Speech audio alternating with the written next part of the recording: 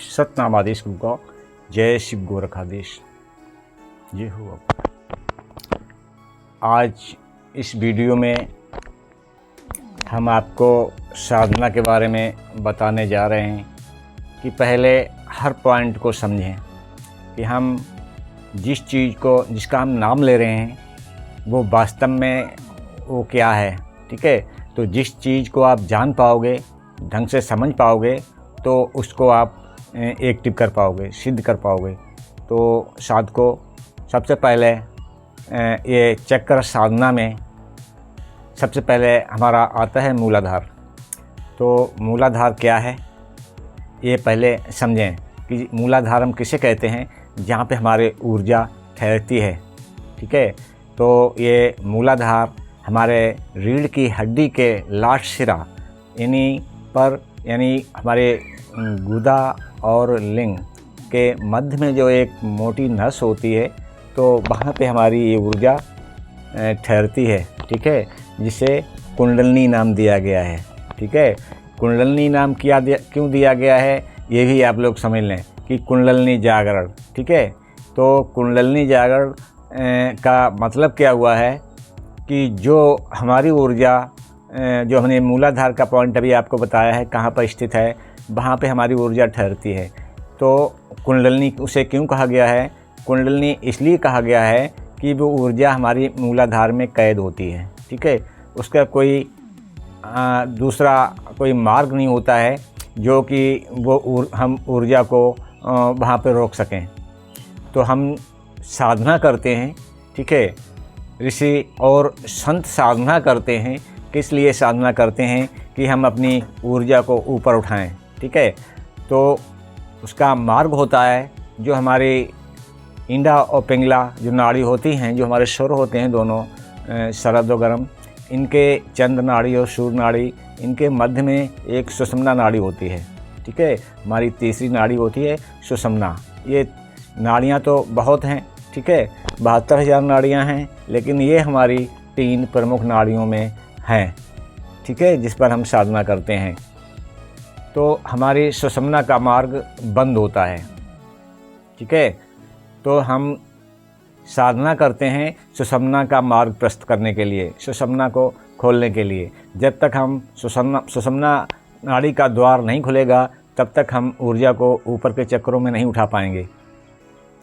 तो हम अनुलोम विलोम और भस्त्रिका के माध्यम से हम सुषुम्ना का मार्ग प्रशस्त करते हैं, खोलते हैं, सुषुम्ना के द्वार को खोलते हैं। ठीक है, तो वहाँ पर जब हमारा सुषुम्ना का द्वार खुल जाता है, हम उसको एक्टिव कर लेते हैं, तब हमारी ऊर्जा जो हमने इसमें क्रिया योग की साधनाएँ हमने बताई हैं अपनी वीडियो में। पिछले हम पूरी वीडियो में साधना डाल चुके हैं क्रिया योग की, कि किस तरह से अब हम जब हमारा सुषुम्ना का मार्ग प्रशस्त हो जाता है, खुल जाता है, तो हम किस तरह से अपनी ऊर्जा को ऊपर के चक्रों में उठाएं। तो हमने इसमें पिछले भी वीडियो में हम डाल चुके हैं कि 21 राउंड अनुलोम विलोम।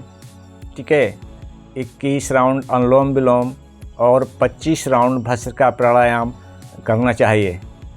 जो उस विधि से करें जो विधि हमने दिखाई है, करके दिखाई है, पिछले वीडियो में देखें। ठीक है, तो उस विधि से अनुलोम विलोम 21 बार और 25 बार भस्त्रिका प्राणायाम। इसके बाद एक त्रिबंध प्राणायाम, जो मूल बंद और उड़ान बंद और जालंधर बंद लगा के एक हमारा कुंभक प्राणायाम होता है, इसको हम त्रिबंध प्राणायाम कहते हैं। ठीक है, और त्रिबंध प्राणायाम के बाद एक महामुद्रा प्राणायाम जो हम पिछले वीडियो में डाल चुके हैं। आप लोग उस वीडियो को देखें कि त्रिबंध प्राणायाम में महामुद्रा प्राणायाम किस प्रकार से लगाया जाता है। ठीक है, तो त्रिबंध प्राणायाम के बाद हमें एक महामुद्रा प्राणायाम जो 3 राउंड में होती है, 3 मिनट की होती है। ठीक है साधको, तो ये महामुद्रा प्राणायाम करना चाहिए। ठीक है, इसके ठीक तुरंत बाद एक हमें शीर्ष आसन लगाने की ज़रूरत पड़ती है। अब आप कहें कि शीर्ष आसन से क्या लाभ है, तो हम पहले आपको शीर्ष आसन के लाभ बता देते हैं। ठीक है, तो जब हम अनुलोम विलोम और भस्त्रिका के साथ प्राणायाम करते हैं, ठीक है, जब हम इलेक्ट्रॉन, न्यूट्रॉन, प्रोटॉन का जब विस्फोट हम मूलाधार पे करते हैं तो हमारा सुषुम्ना का मार्ग प्रशस्त होता है, ठीक है। जब हम वहाँ पर उस ऊर्जा को हीटेड कर लेते हैं अभ्यास के द्वारा, ठीक है, अगर गौर करें तो वो ऊर्जा वहाँ पे नाड़ी में जो हमने बताया है वहाँ पर वो ऊर्जा बजने लगेगी, बोलने लगेगी, ठीक है। तो ये जो अभ्यास करने के बाद लास्ट में जो हम शीर्ष आसन का बता रहे हैं, शीर्ष आसन लगाना चाहिए। शुरू में कम से कम 1 मिनट का शीर्ष आसन, जिसको शीर्ष आसन लगाना नहीं आता है तो वो दीवार के सहारे शीर्ष आसन लगा सकता है। तो पहला हम शीर्ष आसन का लाभ बता रहे हैं कि शीर्ष आसन लगाने से, इतने अभ्यास करने के बाद जब शीर्ष आसन लगाते हैं तो हमारी ऊर्जा मूलाधार से ऊपर के चक्रों में ग्रो करने लगती है, ठीक है। तो ये अभ्यास हम अब प्रतिदिन इसी प्रकार से हम अभ्यास करें तो हमारे धीरे धीरे ऊर्जा और दूसरे से तीसरे चक्रों में ग्रो करने लगती है, ठीक है। इसके बाद जब इतना अभ्यास करने के बाद ये नहीं कि रोज़ समय निकाल के थोड़ा हम मूलबंध और स्वादिष्टान, मूलाधार और स्वादिष्टान और मणिपूरक, जहाँ तक हम अपने थोड़े ऊर्जा चक्रों को आप एक्टिव करें, एक साथ नहीं। इसके साथ में आप इनके मूल मंत्रों का जो जाप होता है, तो मूल मंत्रों के जाप से क्या होता है कि हम अपनी दृष्टि लगा के उन चक्रों पर हम वाइब्रेशन, मंत्र के जाप को हम वाइब्रेशन के साथ हम करते हैं तो हमारा मूलाधार वहाँ पे हमारा एक्टिव होता है वाइब्रेशन से। तो हमें मूल मंत्र का वाइब्रेशन देना चाहिए। जैसे हम मूलाधार का बताते हैं कि मूलाधार पर किस तरह से हम मंत्र के धुन की हम वाइब्रेशन देते हैं, ठीक है। तो यहाँ पर हम करके दिखाते हैं और पिछले वीडियो में भी हम करके दिखा चुके हैं। और मूलबंध का आसन भी हम बता चुके हैं कि हम इसमें हर प्राणायाम में अगर आप सुखासन, मूलबंध सुखासन के साथ प्राणायाम करते हैं तो ये चक्र आपके जल्दी एक्टिव होंगे। चाहे भस्त्रिका प्राणायाम हो, चाहे अनुलोम विलोम प्राणायाम हो, ठीक है। तो इनमें मूल बंध के साथ प्राणायाम करें तो साथ को ये हम कैसे वाइब्रेशन देते हैं ये हम आपको बताते हैं।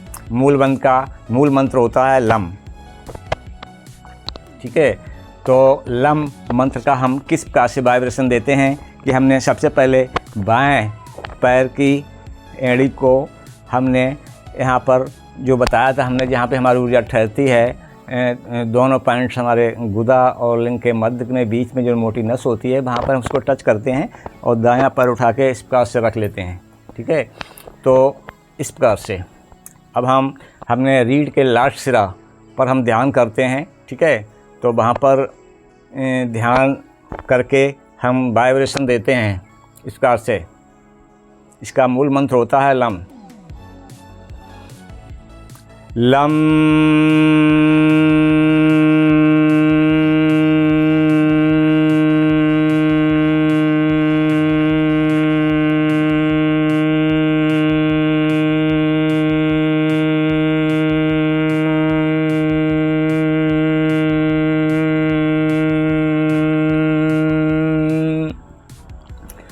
इसी प्रकार से 11 बार आप मूलाधार पर मूल मंत्र के साथ वाइब्रेशन देंगे। इसके बाद आप स्वादिष्टान चक्र पर जो अभी मैं बता चुके हैं, ये दोनों पॉइंट्स बताए हैं, इनके थोड़े ऊपर सदकर नाभि से नीचे ये हमारा स्वादिष्टान चक्र होता है।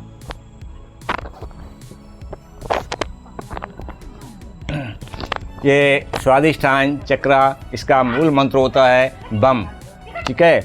तो बम मंत्र का हम वाइब्रेशन अपने चक्र पर जब ध्यान करते हैं, स्वादिष्टान पर आंतरिक दृष्टि होती है। इन आगे आँखें के सामने जो आँखें खोले हैं इस दृष्टि से कोई मतलब नहीं होता है। हम आंतरिक दृष्टि अपने स्वादिष्टान चक्र पर लगाते हैं और वहाँ पर बम, यानी वहाँ पर अगर कलर भी देखते हैं तो ये नारंगी कलर होता है उस चक्र का। हम ध्यान करके वहाँ पर बम मंत्र का वाइब्रेशन देते हैं। बम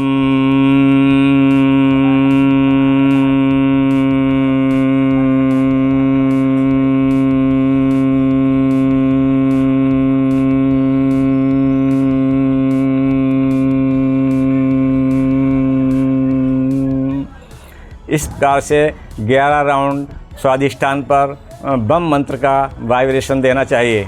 ठीक है। इसके बाद हम मणिपूरक चक्र का ध्यान करते हैं और मणिपूरक चक्र पर हम 11 बार रम मंत्र का वाइब्रेशन देते हैं। ठीक है। इस प्रकार से अपने आंतरिक दृष्टि अपने मणिपूरक चक्र पर लगाई और वहाँ पर जो है अपना थोड़ा पीला और हल्का सा वाइट मतलब पीला कलर को ध्यान में रखते हुए मणिपूरक चक्र पर वाइब्रेशन देते हैं रम मंत्र का। रम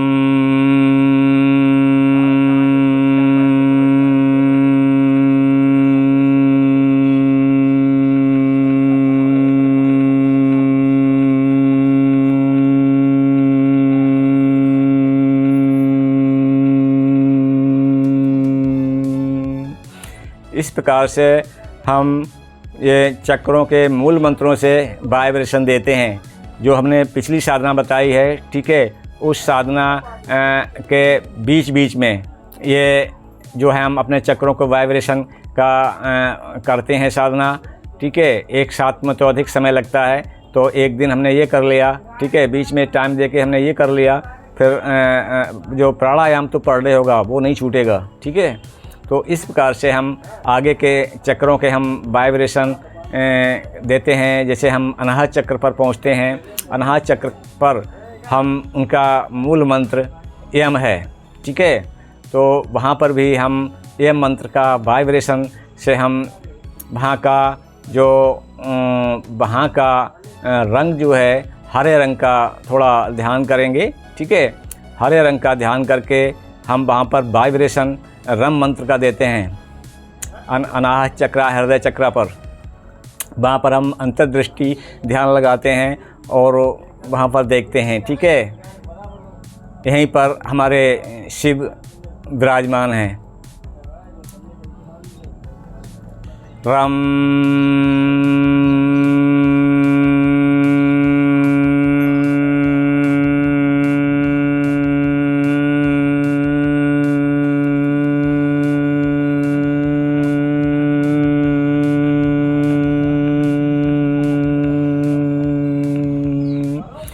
इस प्रकार से यहाँ पर भी 11 बार हम मूल मंत्र का वाइब्रेशन करेंगे। ठीक है। तो साथ को आगे के चक्रों का वीडियो हम आगे बनाएंगे। अभी यहाँ तक आप लोग वाइब्रेशन दे के ये मूल मंत्रों का करें और प्राणायाम प्रतिदिन अभ्यास करें जो हमने बताया था। और हम एक बता दें आपको, कुछ साधकों की हमारे पास खबरें हैं कि हम उठते हैं साधना से तो हमारे शरीर में दर्द है या हमारे सर में दर्द है, ये ऐसा बताते हैं। ठीक है। तो वो लोग क्या है कि साधना करने के बाद ये शीर्षासन नहीं लगाते हैं। अब शीर्षासन के लाभ हम पूरे नहीं बताए थे पीछे, अब हम आपको शीर्षासन के लाभ भी बता देते हैं कि शीर्षासन लगाने से पहले तो जो हमारी ऊर्जा है, किसी बर्तन में कोई चीज़ भरी हुई है तो उसको दूसरे में बर्तन में करने के लिए हमें उसको उल्टा करना पड़ेगा। ठीक है। तो हमें ऊर्जा को ऊपर को के चक्रों में ग्रो करने के लिए हमारा शीर्षासन बहुत ही लाभकारी है। ठीक है।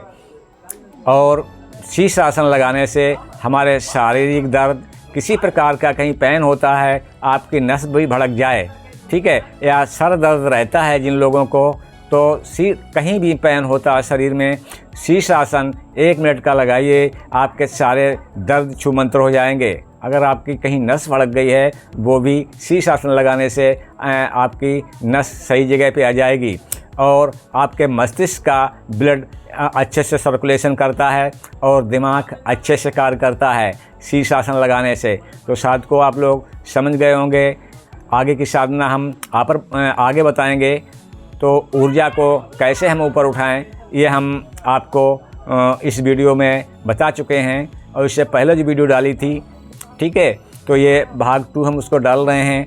इसका शीर्षक वही होगा कि हम ऊर्जा को कैसे ऊपर उठाएं, ऊपर के चक्रों में उठाएं, भाग 2 करके होगा।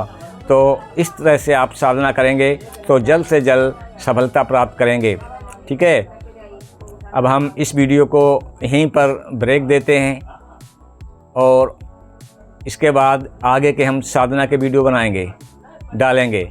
और हम जैसे प्राणायाम अभ्यास करते हैं, उन अभ्यास के साथ में जो भी साधक करेंगे, तो जितना भी हमने कहा है जल्द से जल्द ये शॉर्टकट आपका, जल्द से जल्द आपका थर्ड आई ओपन होगा। ये आपकी चक्र जो ऊर्जा है आपके, ये राउंड में आ जाएगी।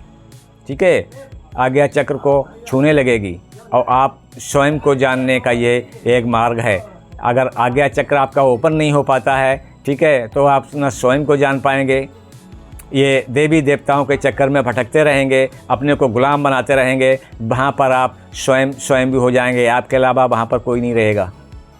ठीक है, तो वो पहचानो अपने को, श्रेष्ठता को पहचानो। ये साधना हर व्यक्ति को 1 घंटे का समय 24 घंटे में निकाल कर ये साधना करना चाहिए।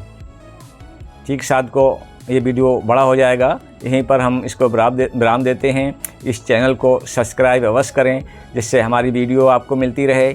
शेयर करें, जो हमारे दूसरे भाई, दूसरे साधक हैं, उन्हें भी हमारी वीडियो मिले और वे भी साधनारत हो सकें। थैंक यू, धन्यवाद। जय शिव गोरखाधीश, सतनाम आदेश गुरु का।